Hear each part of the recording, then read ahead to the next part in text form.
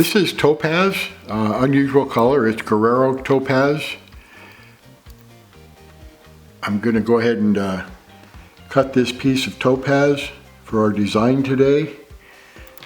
And this piece weighs in at about 4.17 carats. This is a piece of Guerrero Topaz from Mexico. The color is very unique. However, most Guerrero Topaz tends to fade over time in direct sunlight. So if you do use Guerrero Topaz in jewelry, you should avoid wearing the jewelry in direct sunlight. But that color is very pretty. I got this piece of topaz a while back from John and Barbara Frankie, and I don't know if they have any more at the moment. Since this rough is shaped like a kite, I'll use a kite design to cut this gemstone. I recently found a wonderful kite design called Flight of Blue by the late Jeff Graham, and here's a link to the video I made where I first used this design. And this is how this Guerrero Topaz should look once I cut it with this design. This design can be found in Jeff's book called More Money Cuts, Additional Design number 7. Unfortunately, the design is copyrighted, so I can't show you this cutting instructions for this design. If you do like the design, you'll have to buy the book. And I don't know who all sells Jeff's books, but I do know that all of Jeff's books are available through the lapidary supply store called The Rock Peddler.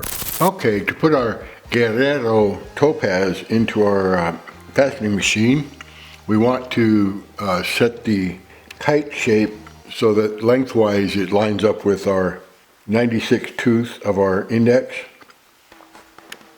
And then we just tighten the set screw in our machine and we're ready to start cutting our Guerrero Topaz. So this is my Crystalite Tin Lap that I use with aluminum oxide. I haven't pulled it out of the toolbox in a while, so I thought I'd give it a try. What's the point of being a lapaholic if you don't use your different laps once in a while? Okay, I decided to polish up my topaz with my Crystalite Tin Lap and a bat stick. This is aluminum oxide. I've used quite a bit of it. Bat stick from Gear Loose. Just because I haven't used this lap in a while, so I want to take it out, use it once in a while. So the way I charge it is with my bat lap, and you can get like a pencil sharpener to peel away this plastic.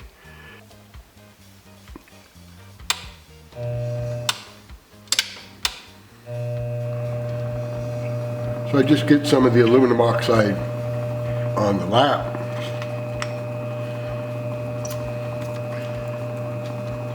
And kind of work it in with a water drip. That's all I do to charge the lap. My Guerrero Topaz polished right up with my tin lap and my aluminum oxide bat sticks, which I haven't used in a while. So I'm going to transfer the stone and cut the upper half. Our stone polished right up with the tin lap with aluminum oxide bat stick. So now I'll take the stone and the dop out of our machine and set it up to cut the table. Now to cut the table with the Ultratech, all you do is remove the dop from the spindle, and because I'm using the headless screw, we just screw it in so that it's goes into the spindle, and that way the tabling adapter will slide right over. You don't have to take the brass screw out. So this is the tabling adapter that comes with the Ultratech. It's also called a 45-degree adapter by plenty of people because when it's used it makes the angle 45 degrees, and then you set the angle on your machine at 45 degrees and that gives you a 90-degree angle to cut the table straight down. This just slides onto your quill right over the retention knob.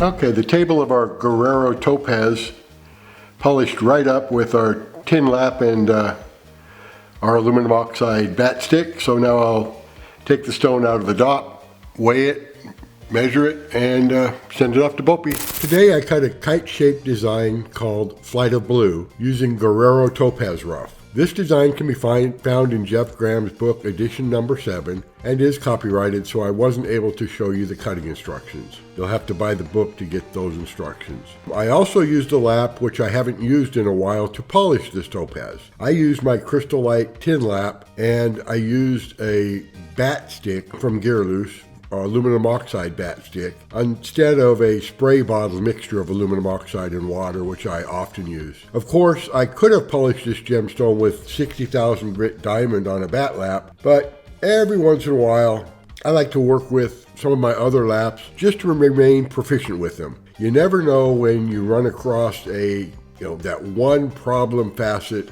that you just can't seem to polish with your go-to lap no matter what you do. And for those times, it's nice to have an alternative lap and polishing compounds to use to get that one problem facet polished. I'm not saying you need to buy all the laps that I have, and if you're a new cutter or on a tight budget, you definitely can get by with just a few laps. But for me, I really enjoy having multiple laps available to do the job, and I love testing them out. It's just a personal preference of mine. The Flight of Blue design is not at all difficult to cut, but you do have to cut both the length and the width to the right measurements. You have to match the length to width ratio that Jeff provides in the instructions, or else you'll have problems getting the facets to line up. Please let me know in the comments what you think of the design and of this Guerrero Topaz. I don't cut Guerrero Topaz very often, so let me know. And as always, happy fasting, everyone.